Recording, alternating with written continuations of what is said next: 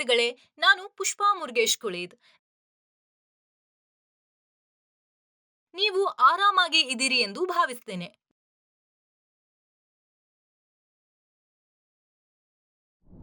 ವಿದ್ಯಾರ್ಥಿಗಳೇ, ಭಾರತದ ಕೆಲವು ಪ್ರಮುಖ ರಾಜಕೀಯ ಪಕ್ಷಗಳ ಚಿಹ್ನೆಗಳು ಇಲ್ಲಿವೆ.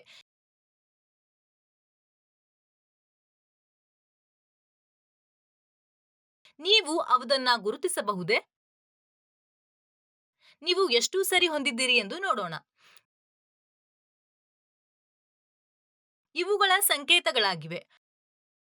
ಭಾರತೀಯ ರಾಷ್ಟ್ರೀಯ Congress INC, Bharatiya Janata Paksha BJP,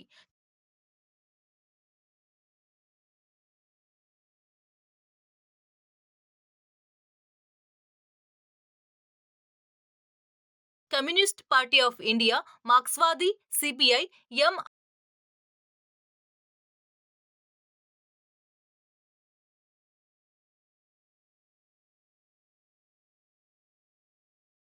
am Aadmi Paksha AAP.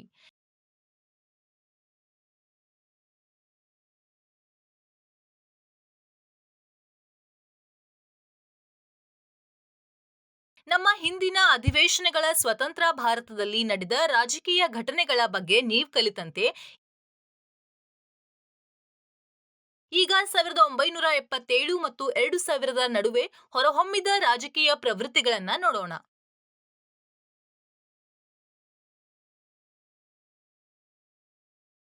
ಇಂದಿನ ಅಧಿವೇಶನದಲ್ಲಿ ನಾವು 1977ರಿಂದ 2000 ಉದಯೋನ್ಮುಖ ರಾಜಕೀಯ ಪ್ರವೃತ್ತಿಗಳ ಬಗ್ಗೆ 10ನೇ ತರಗತಿ ಸಾಮಾಜಿಕ ಅಧ್ಯಯನಗಳ ಬಗ್ಗೆ ಕಲಿಯಲಿದ್ದೇವೆ.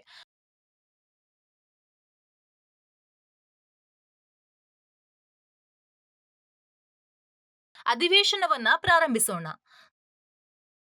ಕಲಿಕೆಯ ಫಲಿತಾಂಶಗಳು 1977 ಮತ್ತು 2000 ನಡುವಿನ ಪ್ರಮುಖ ರಾಜಕೀಯ ಬದಲಾವಣೆಗಳು.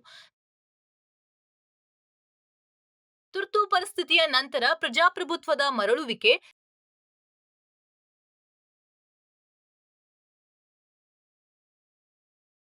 1977 ಚುನಾವಣೆ ಮತ್ತು ತುರ್ತು ಪರಿಸ್ಥಿತಿಯ ಅಂತ್ಯ. 1970 ಕೆಲವು ವಿರೋಧ ಪಕ್ಷಗಳು. ರಾಷ್ಟ್ರಪತಿ ಆಳ್ವಿಕೆ.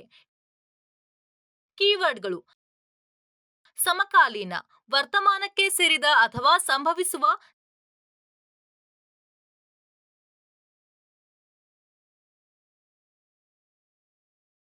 ಸೆನ್ಸಾರ್ಶಿಪ್, ಅಶ್ಲೀಲ, ರಾಜಕೀಯವಾಗಿ ಸ್ವೀಕಾರಾರ್ಹವಲ್ಲ ಅಥವಾ ಭದ್ರತೆಗೆ ಬೆದರಿಕೆ ಎಂದು ಪರಿಗಣಿಸಲಾದ ಪುಸ್ತಕಗಳು, ಚಲನಚಿತ್ರಗಳು, ಸುದ್ದಿಗಳು ಇತ್ಯಾದಿಗಳ ಯಾವುದೇ ಭಾಗಗಳ ನಿಗ್ರಹ ಅಥವಾ ನಿಷೇಧ.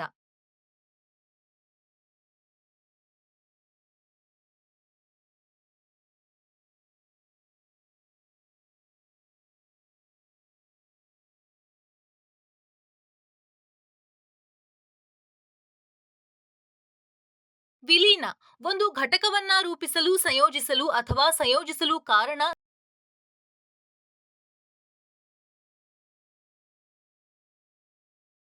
ಸಂಪೂರ್ಣವಾಗಿ ವಿರುದ್ಧವಾಗಿದೆ, ಪರಸ್ಪರ ಸಂಪೂರ್ಣವಾಗಿ ವಿಭಿನ್ನನೂ ಆಗಿದೆ.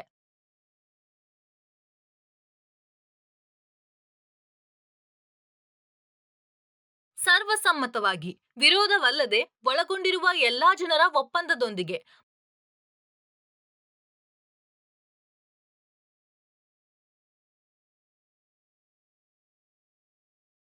ಮರುಸ್ಥಾಪನೆ, ಹಿಂದಿನ ಮಾಲೀಕರು ಸ್ಥಳ ಅಥವಾ ಸ್ಥಿತಿಗೆ ಏನನ್ನಾದರೂ ಹಿಂತಿರುಗಿಸುವ ಕ್ರಿಯೆ.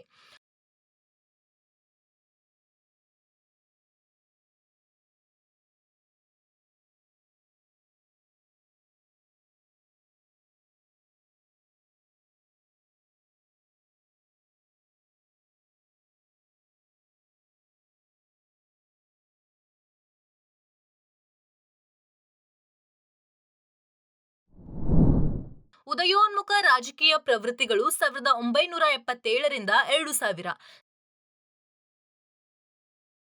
1977ರಿಂದ 2000 ಅವಧಿಯಲ್ಲಿ ಭಾರತವು ಬೃಹತ್ ಬದಲಾವಣೆಗಳನ್ನ ಕಂಡಿತು.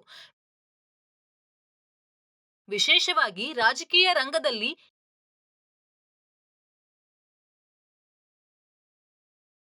ಈ ಬದಲಾವಣೆಗಳಲ್ಲಿ ಪ್ರಮುಖವಾದವುಗಳನ್ನ ಇಲ್ಲಿ ಚರ್ಚಿಸಲಾಗಿದೆ. ತುರ್ತು ಪರಿಸ್ಥಿತಿಯ ನಂತರ ಪ್ರಜಾಪ್ರಭುತ್ವದ ಮರಳುವಿಕೆ. ಭಾರತೀಯ ಪ್ರಜಾಪ್ರಭುತ್ವವು 1975ರಿಂದ 1985ರವರೆಗೆ ಸವಾಲುಗಳ ಅವಧಿಗೆ ಒಳಗಾಯಿತು. ತುರ್ತು ಪರಿಸ್ಥಿತಿಯಿಂದ ಪ್ರಾರಂಭವಾಯಿತು ಮತ್ತು ಕಾಂಗ್ರೆಸ್ ಪಕ್ಷಕ್ಕೆ ರಾಜೀವ್ ಗಾಂಧಿಯವರ ಮಹತ್ವದ ಚುನಾವಣಾ ಗೆಲುವಿನೊಂದಿಗೆ ಮುಕ್ತಾಯವಾಯಿತು.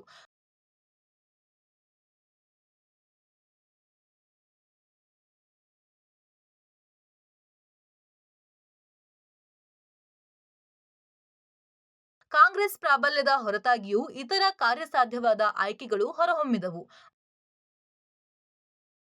ಭಾರತವು ಏಕಪಕ್ಷೀಯ ಪ್ರಜಾಪ್ರಭುತ್ವವಾಗುವುದನ್ನು ತಡೆಯುತ್ತೆ.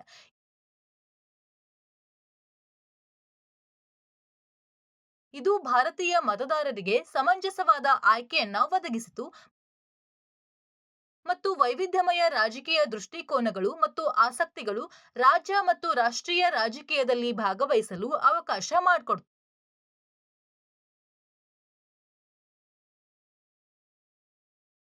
ಸಮಾಜವಾದಿಗಳು, ಹಿಂದೂ ರಾಷ್ಟ್ರೀಯವಾದಿಗಳು, ಕಮ್ಯುನಿಸ್ಟರು ಮತ್ತು ವಿಭಾಗೀಯ ಹಿತಾಸಕ್ತಿಗಳಂತಹ ವಿವಿಧ ಗುಂಪುಗಳ ರಾಜಕೀಯ ದೃಷ್ಟಿಕೋನಗಳಿಂದ ಸಾಮಾಜಿಕ ಬದಲಾವಣೆಯು ಪ್ರಭಾವಿತವಾಗಿದೆ.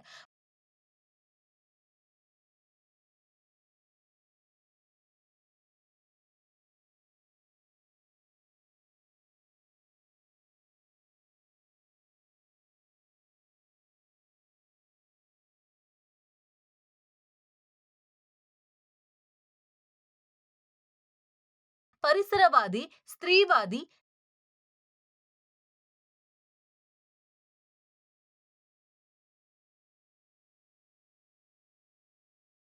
ನಾಗರಿಕ ಸ್ವಾತಂತ್ರ್ಯ ಮತ್ತು ಸಾಕ್ಷರತಾ ಚಳುವಳಿಗಳಂತಹ ರಾಜಕೀಯೇತರ ಚಳುವಳಿಗಳು ಸಾಮಾಜಿಕ ಬದಲಾವಣೆಯಲ್ಲಿ ಮಹತ್ವದ ಪಾತ್ರವನ್ನ ವಹಿಸಿವೆ.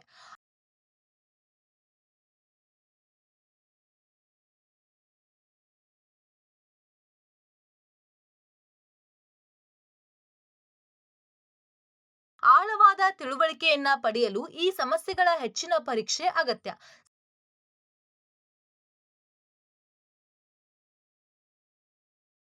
1977ರ ಚುನಾವಣೆ ಮತ್ತು ತುರ್ತು ಪರಿಸ್ಥಿತಿಯ ಅಂತ್ಯ. 1977ರ ಜನವರಿಯಲ್ಲಿ ಚುನಾವಣೆಯನ್ನ ಘೋಷಿಸಲಾಯಿತು. ಎಲ್ಲರೂ ಆಶ್ಚರ್ಯಚಕಿತರಾದರು.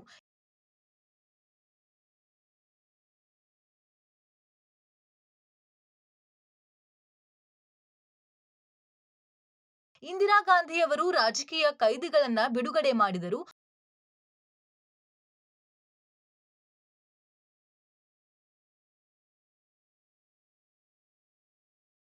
ಮತ್ತು ಸೆನ್ಸಾರ್ಶಿಪ್ ಮತ್ತು ನಿಬಂಧನೆಗಳನ್ನ ತೆಗೆದುಹಾಕಿದರು.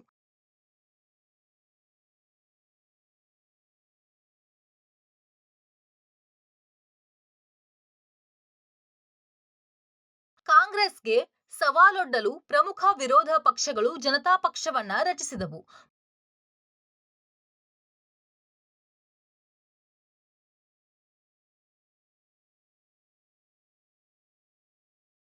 ಮೊದಲ ಬಾರಿಗೆ ರಾಷ್ಟ್ರಮಟ್ಟದಲ್ಲಿ ಕಾಂಗ್ರೆಸ್ ಪಕ್ಷ ಸೋತಿದೆ.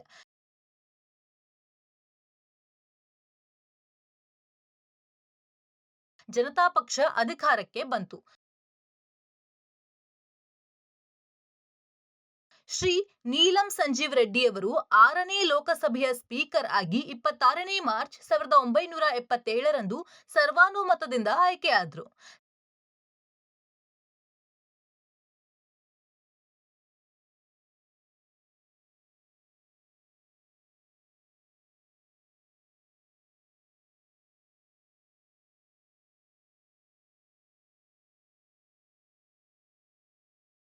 ಸಂಜೀವ್ ರೆಡ್ಡಿ ಅವರು ಪ್ರಧಾನ ಮಂತ್ರಿಗಳಾದ ಮೊರಾರ್ಜಿ ದೇಸಾಯಿ, ಚರಣ್ ಸಿಂಗ್ ಮತ್ತು ಇಂದಿರಾ ಗಾಂಧಿಯವರ ಅಡಿಯಲ್ಲಿ 3 ಸರ್ಕಾರಗಳೊಂದಿಗೆ ಕೆಲಸ ಮಾಡಿದರು.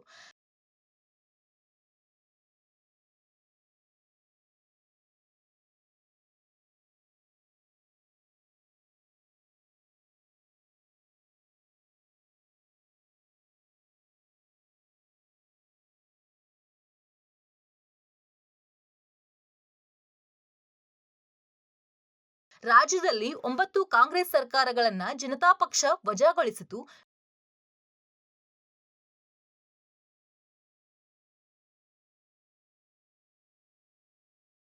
ವಿಧಾನಸಭೆಗಳಲ್ಲಿ ಬಹುಮತವಿರುವ ರಾಜ್ಯ ಸರ್ಕಾರಗಳನ್ನ ವಜಾಗೊಳಿಸಿರುವುದನ್ನ ಕೇಂದ್ರ ಸರ್ಕಾರ ಸಮರ್ಥಿಸಿಕೊಂಡಿದೆ.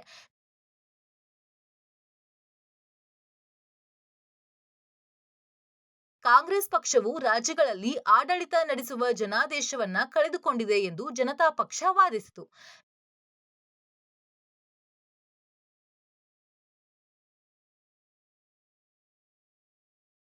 ಜನತಾ ಪಕ್ಷದ ಆಡಳಿತವು ಆಂತರಿಕ ಘರ್ಷಣೆಗಳು ಮತ್ತು ದೇಶದ್ರೋಹದಿಂದ ಗುರುತಿಸಲ್ಪಟ್ಟಿದೆ. ಇದು 3 ವರ್ಷಗಳಲ್ಲಿ ಅದರ ಪತನಕ್ಕೆ ಕಾರಣವಾಯಿತು.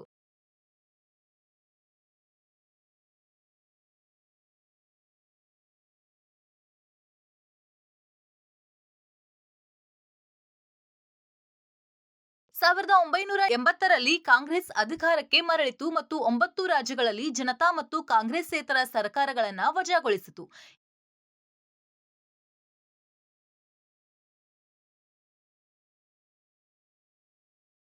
ಎರಡೂ ಪಕ್ಷಗಳ ಕ್ರಮಗಳು ಫೆಡರಲ್ ತತ್ವಗಳನ್ನು ದುರ್ಬಲಗೊಳಿಸಿದವು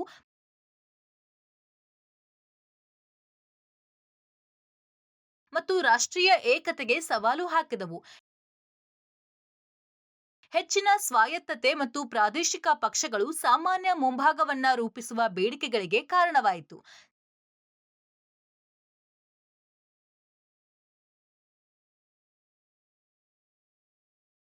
ಸಾವಿರದ 1970ರ ದಶಕದ ಕೆಲವು ವಿರೋಧ ಪಕ್ಷಗಳು ಬಿಎಲ್ಡಿ ಭಾರತೀಯ ಲೋಕದಳ ಮುಖ್ಯವಾಗಿ ಉತ್ತರ ಪ್ರದೇಶ ಮೂಲದ ಭಾರತೀಯ ರೈತರಿಗೆ ವಿಶೇಷ ಗಮನ ಹರಿಸಲು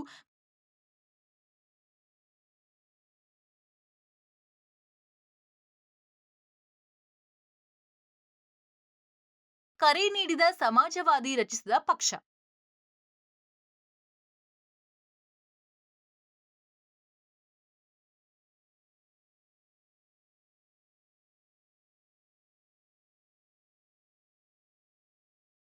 ಕಾಂಗ್ರೆಸ್ ಇಂದಿರಾ ಗಾಂಧಿಯವರ ನೀತಿಗಳನ್ನ ವಿರೋಧಿಸಿದ ಕಾಂಗ್ರೆಸ್ಸಿನ ಸಂಪ್ರದಾಯವಾದಿ ವಿಭಾಗ.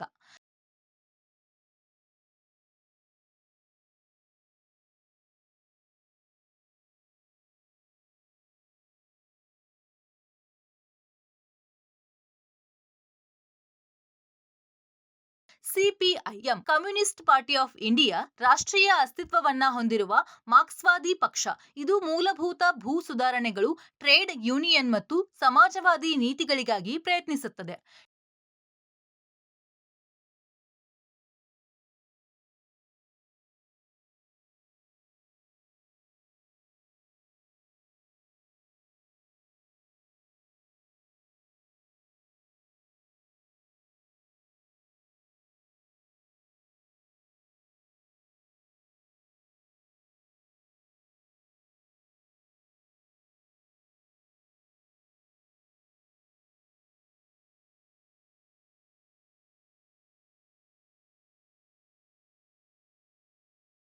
ಡಿಎಂಕೆ ದ್ರಾವಿಡ ಮುನ್ನೇತ್ರ ಕಜಗಂ ಮುಖ್ಯವಾಗಿ ತಮಿಳುನಾಡು ಮೂಲದ ಪಕ್ಷ. ಇದು ರಾಜ್ಯಕ್ಕೆ ಹೆಚ್ಚಿನ ಸ್ವಾಯತ್ತತೆ ಮತ್ತು ಅಧಿಕಾರವನ್ನ ಬಯಸಿದೆ.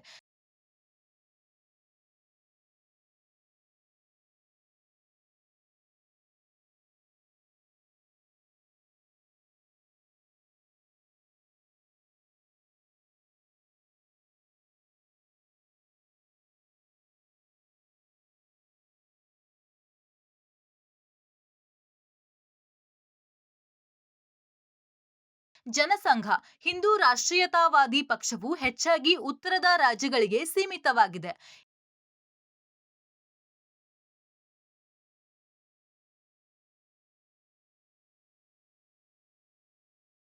ಎಸ್ಎಡಿ ಶಿರೋಮಣಿ ಅಕಾಲಿದಳ ಪಂಜಾಬ್ ಮೂಲದ ಪಕ್ಷವು ವಿಶೇಷವಾಗಿ ಸಿಖ್ಖರನ್ನ ಪೂರೈಸುತ್ತಿದೆ ಮತ್ತು ಗುರುದ್ವಾರಗಳನ್ನ ಸುತ್ತಲೂ ಆಯೋಜಿಸಿದಾಗಿದೆ.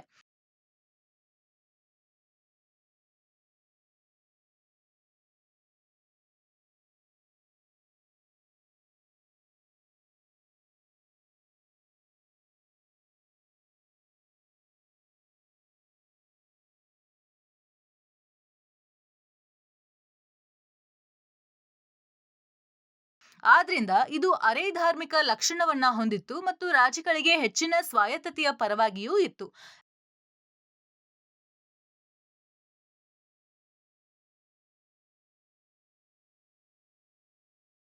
ರಾಷ್ಟ್ರಪತಿ ಆಳ್ವಿಕೆ.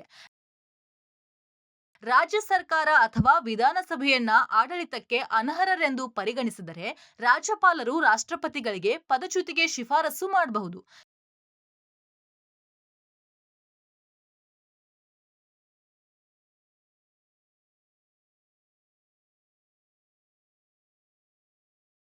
ಸರ್ಕಾರವನ್ನ ವಜಾಗೊಳಿಸಲು ಮತ್ತು ರಾಜ್ಯದ ಆಡಳಿತವನ್ನ ವಹಿಸಿಕೊಳ್ಳಲು ರಾಜ್ಯಪಾಲರನ್ನ ನೇಮಿಸಲು ಪ್ರಧಾನಿ ರಾಷ್ಟ್ರಪತಿಗಳಿಗೆ ಸಲಹೆ ನೀಡಬಹುದು.